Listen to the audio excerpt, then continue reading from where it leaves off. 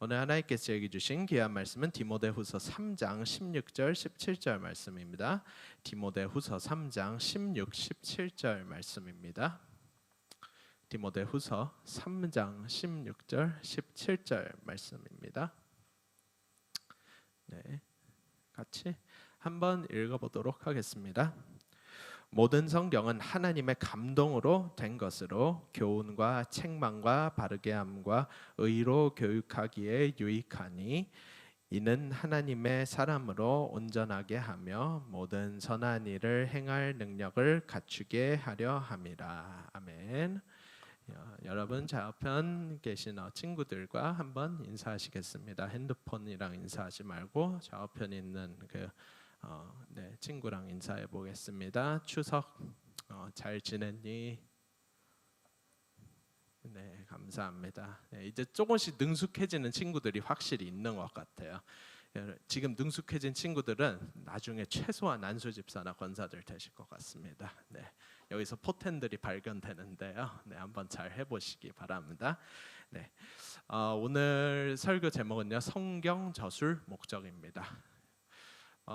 여러분들 그 성경책이라는 것을요, 어렸을 때부터 어디서 받으셨는지 굉장히 궁금할 겁니다. 어렸을 때 많이 그 책 읽으셨죠. 그림 있는 책도 읽었고, 그냥 그냥 글만 있는 것도 보셨고, 성경을 참으로 많이 접하셨을 겁니다. 과연 얼마나 저희가 읽었는지는 잘 모르지만 최소한 책이라는 거는 굉장히 많이 들어봤잖아요. 그래가지고 그 미국에 유명한 영화가 있어요. 그래서 그 제목은 제가 안타깝게 까먹었는데요. 그 영화에서요, 그 기독교인이 아니었지만은 무엇인가 인생에 대해서 목적을 찾고 싶었던 거예요. 질문이 갑자기 생겨났어요. 그래가지고 가지각색 막 이 청소년이었거든요. 17살 청소년이었는데 막 질문이 생겨나가지고 결심을 한 거예요. 종교 서적들을 다 읽어보고 종교 스승님들 다 만나보자 이러면서 한번 다 접해보기로 했어요. 그러면은 가장 먼저 생각나는 게 뭐냐면 종교 서적 하면은 성경책이죠, 여러분. 그래서 성경책을 위해 가지고 미국의 그 교보문고라고 할 수 있는 그 반센 노블스라는 데가 있어요. 거기에 갔어요. 반센 노블스에 가서 거기 점직원한테 얘기를 했거든요. 여기요. 종교 서적은 어디에 있습니까? 했어요. 종교서적은 저기에 있습니다 이러는 거예요. 그랬더니 그 주인공이 한 번 더 여쭤봤어요. 그러면 성경책은 어디에 있나요? 물어봤어요. 했더니 그 점직원이 뭐라고 했냐면 성경책은요 베스트셀러 코너에 있습니다 이러는 거예요. 여러분들 성경책은요 베스트셀러로 여겨지는 책입니다. 종교서적을 넘어서 가지고요. 종교서적 맞아요. 근데 베스트셀러로 이렇게 구분이 되는 것입니다. 글쎄. 근데 그렇게 베스트셀러의 특징이 뭐냐면요. 보통 해리포터든지 아니면 그놈의 트와일라이트 이런 책이든지 아니면 삼국지든지 이런 베스트셀러는요. 우리가 영감을 받아서 완독 한 글자도 빠짐없이 읽는 책이거든요. 우리가 밤새서 이렇게 다 읽어서 시간이 가는 줄 모르는 것이 진정한 베스트셀러인데 우리는 성경책을요. 진짜 한쪽 읽은 다음에 하품이 나오잖아요. 특히 레위기 가서 저희는 백기를 들어 올리잖아요. 그런데도 어떻게 베스트셀러가 되어 있는 것입니다. 이 성경책이 참으로 재미있지 않습니까, 여러분? 이 성경책에 대해서 그래서 저희는 한 번 더 들어가 봐야 되는 것입니다. 어떻게 해서 이 성경책은 우리 기독교인들에게 아니 이 인류에게 이렇게 접해진 것일까? 우리의 손에 이렇게 들어올 수 있는 것일까? 그렇게 읽히지 않는데 그렇게 우리가 읽지도 않는데도 어떻게 우리가 우리의 인생 가운데 아직도 그렇게 수두룩하게 쌓여 있는 것일까? 여러분들께서 오늘 비전으로 해서 나가신 다음에요. 비전을 나가시기 전에 조금만 이렇게 그 숨바꼭질 해보시기 바랍니다. 비전으로 해도 최소한 성경책이요 5권은 있을 겁니다. 교회를 돌아다녀 보시기 바랍니다. 오늘 한번 성경책 읽고 싶은 마음에 뭔가 좀 내가 용돈이 부족해가지고 성경책 좀 빌려야겠다 하시면요.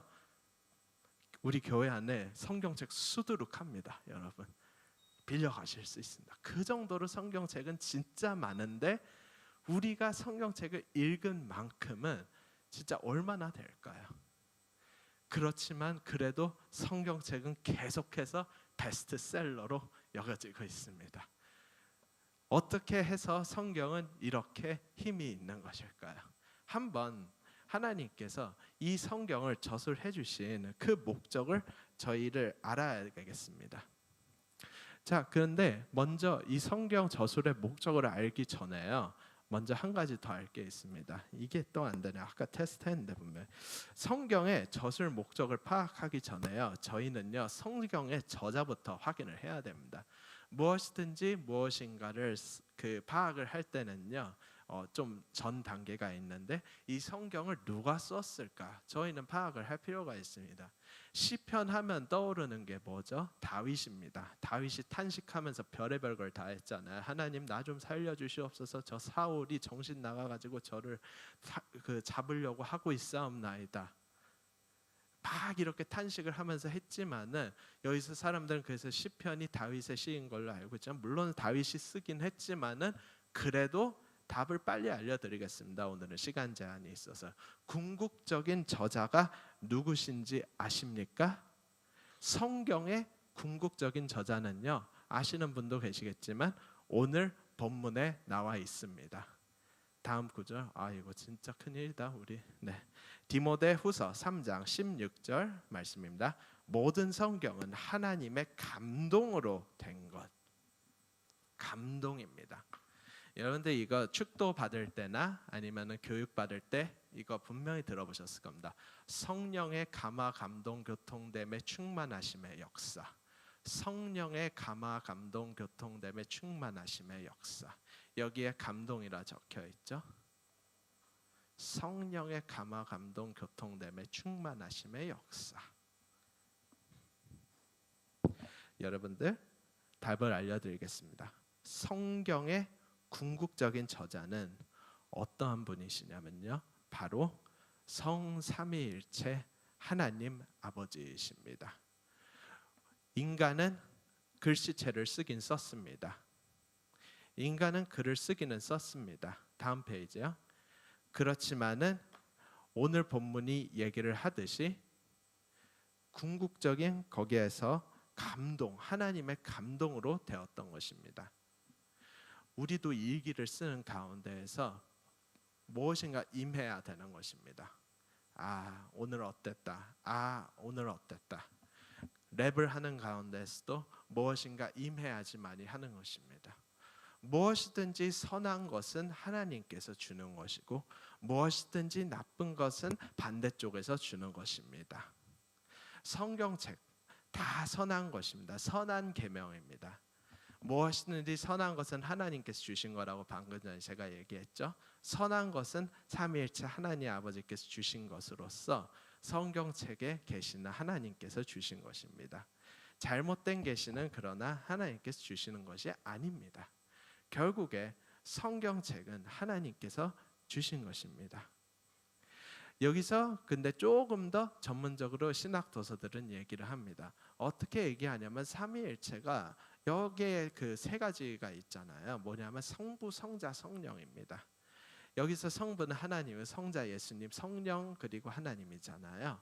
성령 하나님 아버지께서 특히 성경의 저자라고 얘기를 하고 있습니다.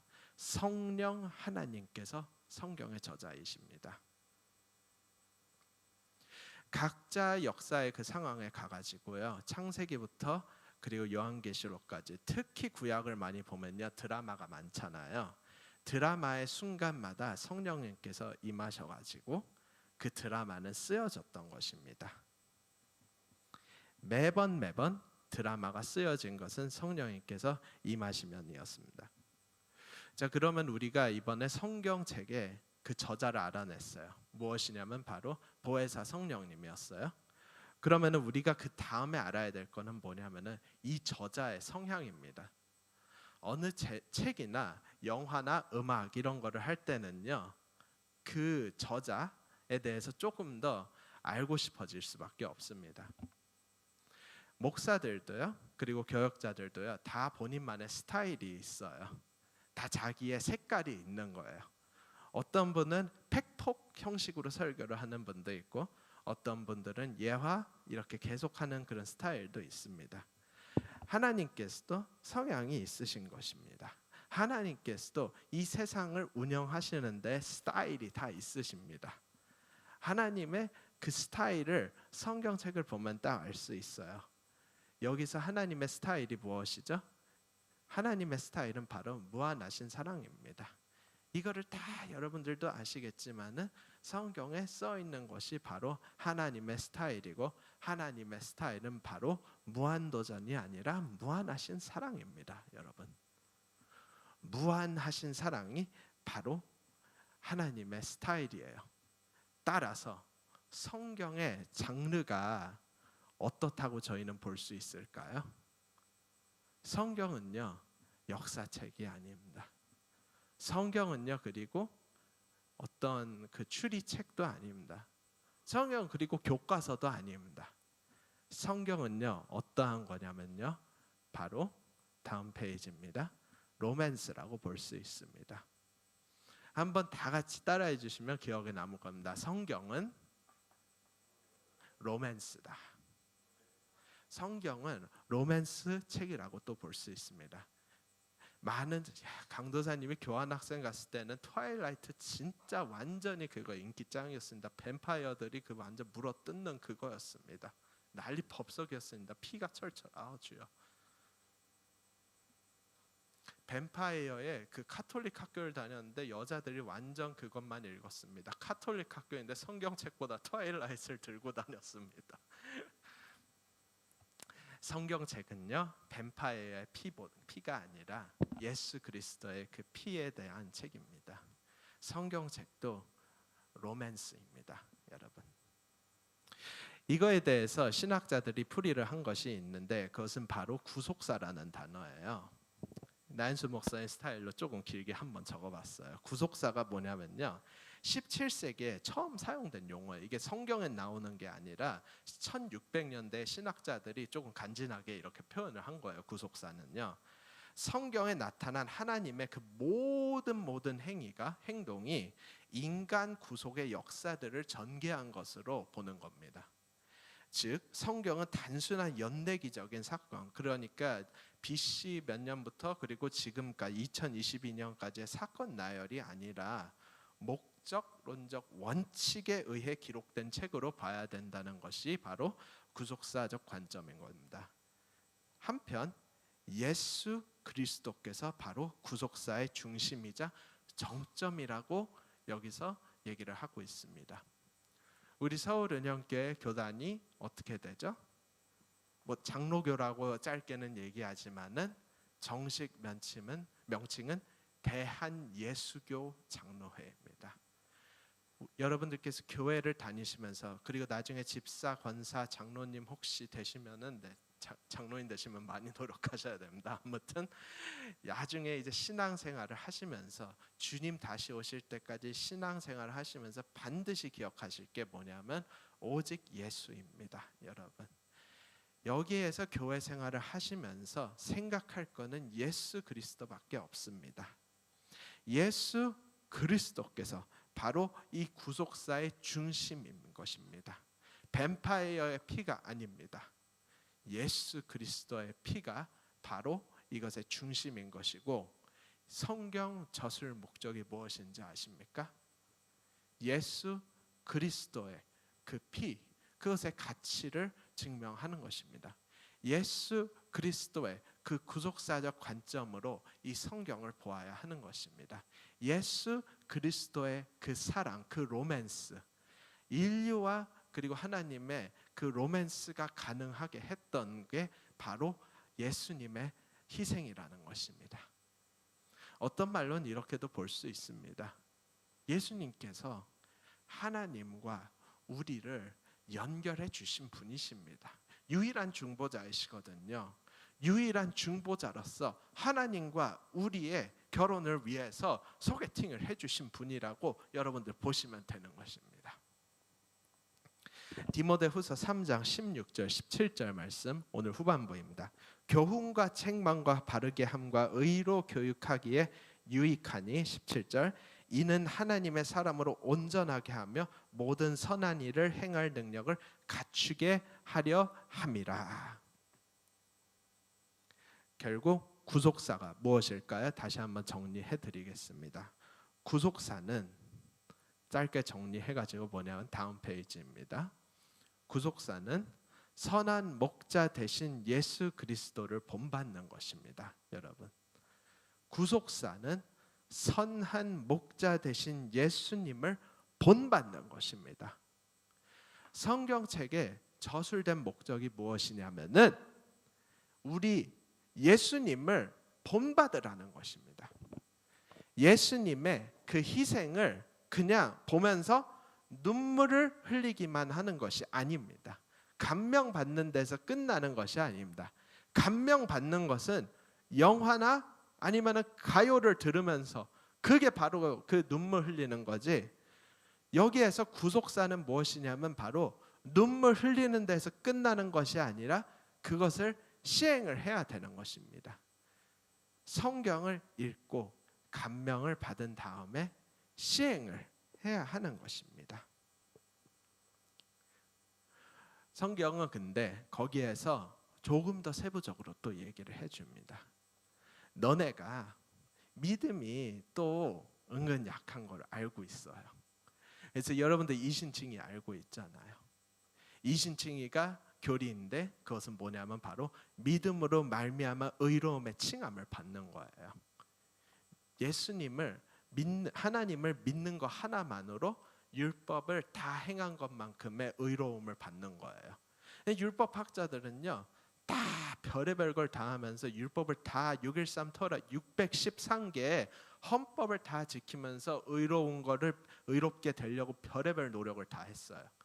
근데 이신칭의가 뭐냐면은 믿음으로써 613개를 다 지키는 것을 뛰어넘는 거예요. 의로워지는 거예요. 여러분들, 이 추석 연휴에 이 교회에 나온 여러분들 하나님을 믿어서 나오신 거고, 그 믿음으로 말미암아 의로움의 칭함을 받은 여러분 W 청소년부 여러분들 모두 다 축복합니다. 선한 목자 되신 예수 그리스도의 그 믿음을 벌써 본받으신 겁니다. 요한복음 20장 31절 말씀에 조금 더 세부적으로 나와 있어요. 요한복음 20장 31절 말씀입니다. 오직 이것을 기록함은, 성경을 기록함은 너희로 예수께서 하나님의 아들 그리스도이심을 믿게 하려 함이요 또 너희로 믿고 그 이름을 힘입어 생명을 얻게 하려 함이니라. 이게 바로 이신증입니다. 다시 한번 정리해 드리도록 하겠습니다. 구속사가 무엇이라고 했죠? 선한 목자 되신 예수님을 본받는 것입니다. 구속사는 선한 목자 되신 예수님을 본받는 것입니다. 책을 읽으면서 감명을 받을 수 있어요. 간디조차도 성경책을 읽으면서 감명을 받았어요. 간디조차도. 그런데 그 간디는 다른 게 뭔지 아세요? 기독교는 안 됐어요. 간디가 한 말은 뭐였냐면요, 나는 이 예수라는 사람은 좋다. 그런데 난 기독교인들은 싫다. 이 말을 듣고 여러분들 뭐가 느껴지십니까? 강도사님은 이 느낌이 들어요. 성경 제대로 안 읽었네. 일리는 있으면 어느 한쪽으로 들으면은 상처가 참으로 많구나. 대체 얼마나 많은 상처를 받았길래, 얼마나 많은 상처가 있길래, 얼마나 많은 위선자들을 접했길래 저런 얘기를 할까? 우리 교회의 타락이다, 저게 바로 하면서 반성도 하게 되지만 성경의 저술 목적을 이해를 하나도 못하는구나, 이것 또한 알게 됩니다. 성경 저술 목적은요, 다시 말씀드립니다. 선한 목자 되신 예수님을 본받는 것인데, 예수님께서 뭐를 하셨죠? 희생을 하셨어요. 예수님께서는요, 사랑만 하셨어요. 피를 흘리셨어요. 남을 절대로 비난하지 않으셨어요. 그냥 사랑, 그냥 로맨스였어요. 지금 연애하시는 분들도 계실 수도 있고 당연히 나중에 결혼을 하시게 되실 겁니다. 여러분 모두 다. 하나님께서 여러분들께 생육하고 번성하라는 사명을 주셨습니다. 지령이 아니라 사명을 주신 겁니다. 할렐루야. 그걸 아름다운 걸로 보시기 바랍니다. 사명을 주셨는데 그 가운데에서 모두 다 이제 그 기독교인으로 살아가면서 하나님 보시기 심히 좋게 살아야 하는 것입니다. 근데 그 하나님 보시기 심히 좋은 게 무엇이냐면 바로 선한 목자 대신 예수님을 본받는 것입니다. 우리가 만약 선한 목자 대신 예수님을 본받지 않으면은 그 인생이 제3자 복이 얼마나 아름다워 보여도 무용지물에 불과한 것입니다. 성경의 원래 저술 목적, 그것은 바로 예수님을 본받는 것, 예수님의 로맨스 스토리에 합당한 것, 그것을 반드시 기억하시기 바랍니다. 성령님께서 제가 말씀드렸죠?